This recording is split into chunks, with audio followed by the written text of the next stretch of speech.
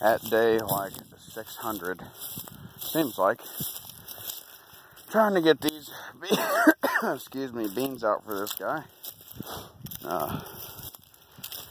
Yeah, it stinks when you're working for somebody else and they don't listen. You try to tell them, bucket's too wet, you know, whether it be the soil or your beans. The first time I did beans for him,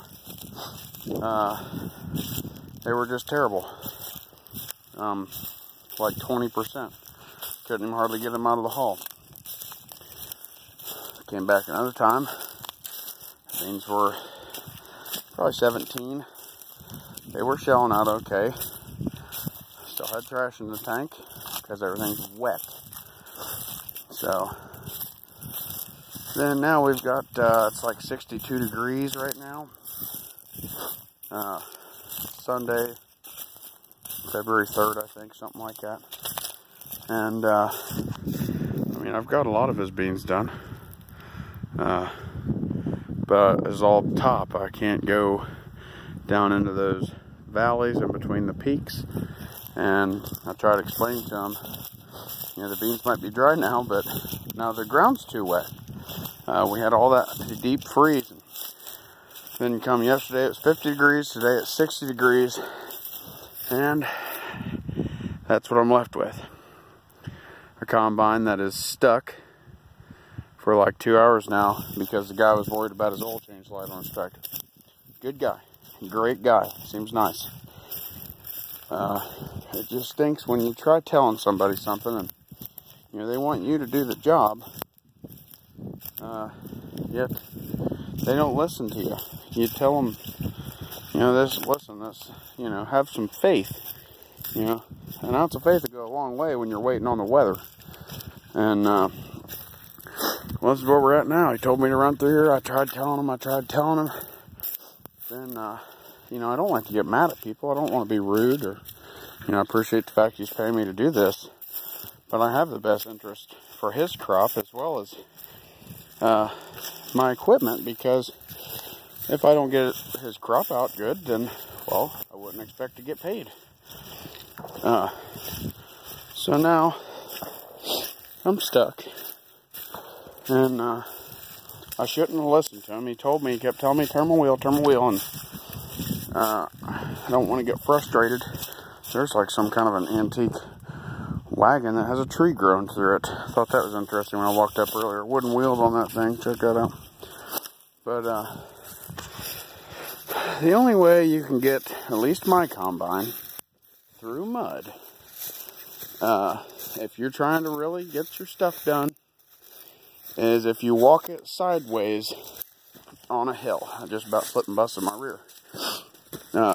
Basically, once you start to feel it slide, you turn the wheels in the rear to try to get it to walk.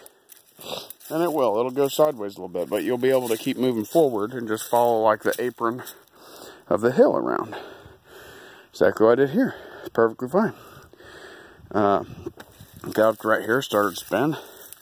Realized, okay, I know what I'm up against. I backed all the way back and came through again. And I wanted to just, you know, I could have kept getting this piece right here. Stade told me, he's like, no, right up through here, and he's pointing. So when I got to right there, hopefully you could see, I don't know, there we go. When I got to right there, the front of the combine was pointing the wrong way. You have to keep it going like this if you want to ride a hillside. And for the life of me, I couldn't get him to understand that. So now, 3 hours later, another wasted Sunday when I had somebody I need to go talk to about something. That's what I got. Good news is the beans actually are dry enough to come out, and the grain tank does look pretty good. But you can see I was there. See if I can hold it like this to keep the, I was there, started to back up, pretty much slid down there, and now I've slid sideways right there. The combine actually moved sideways to get to where it's at. If you can believe that, I'll show you the tracks. Hopefully somebody enjoys this. I'm just starting out farming. So custom work, I didn't think sounded too bad.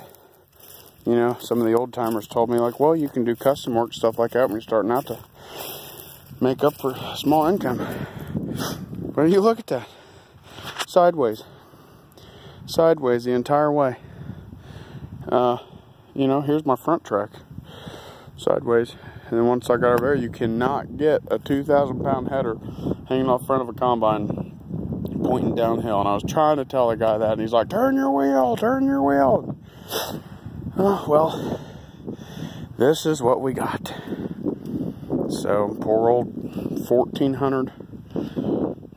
I would say junker, but it's not. I appreciate it. Does a decent job. Let's go check out the green tank. See if we can find anything cool in there. Still not 100% satisfied. Got some fan speed issues, working on getting figured out.